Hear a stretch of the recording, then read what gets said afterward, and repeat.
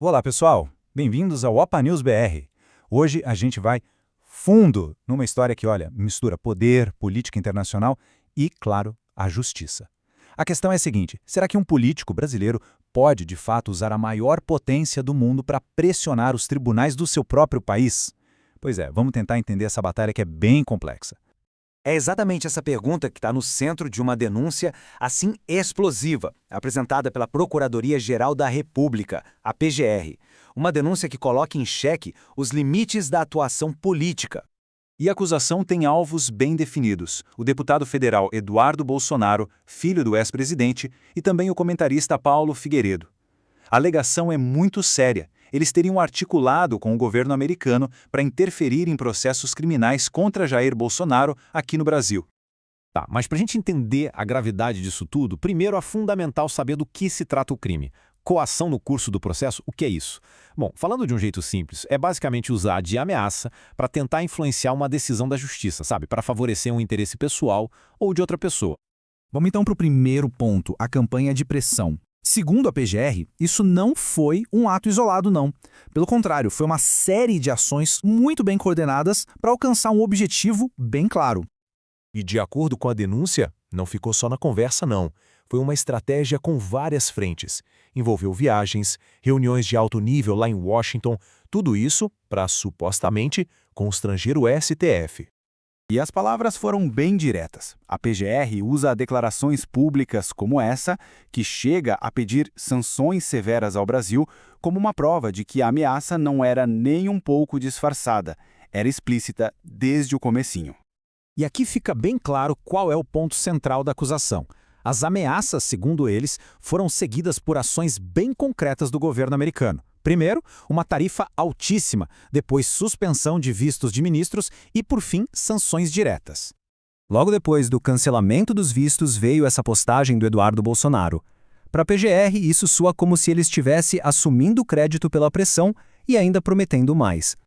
Olha, a gente está mergulhando nos documentos oficiais, nos argumentos de todos os lados para trazer a história completa. Para quem está curtindo essa análise, aproveita para se inscrever aqui no canal Opa News BR e não perder nenhum detalhe. Certo. Agora vamos virar a página e dar uma olhada no outro lado da moeda. Como é que a defesa enxerga esses mesmos acontecimentos? E aqui olha que interessante, a gente vê o contraste total entre as duas narrativas. O que a acusação chama de coação criminosa, de ameaça, a defesa classifica como liberdade de expressão, como um debate político legítimo. São duas interpretações completamente opostas dos mesmos fatos. A defesa argumenta que tudo não passa de debate político, que isso está protegido pela liberdade de expressão e pela imunidade parlamentar. Só que juristas que concordam com a PGR rebatem. Eles dizem que se os efeitos do ato aconteceram no Brasil, a lei brasileira se aplica, não importa onde a ação começou. Mas, olha, para além dessa briga nos tribunais, essa suposta campanha de pressão internacional teve consequências bem reais, sentidas aqui no Brasil, no bolso das pessoas. 146 mil, é um número enorme, né? Pois é, esse é o número estimado de empregos perdidos. Isso segundo um estudo da FIEMG. E o motivo? O tal do tarifaço, aquela tarifa de 50% sobre produtos brasileiros, que foi uma das sanções aplicadas pelos Estados Unidos. Então fica a pergunta: com um impacto econômico tão grande, por que a gente não viu uma reação popular massiva com protestos nas ruas? Alguns aliados do ex-presidente usam essa analogia, a do sapo na água fervente.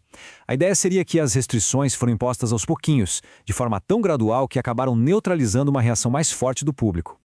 Mas analistas políticos também apontam outras possíveis razões, como o medo de investigações, uma certa desilusão entre os apoiadores e até questões de política interna do partido que não teria se mobilizado.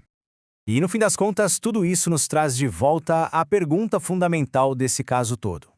Qual é a linha, aquela linha bem tênue, que separa a política do crime? Onde é que termina a articulação política legítima e onde começa a coação criminosa?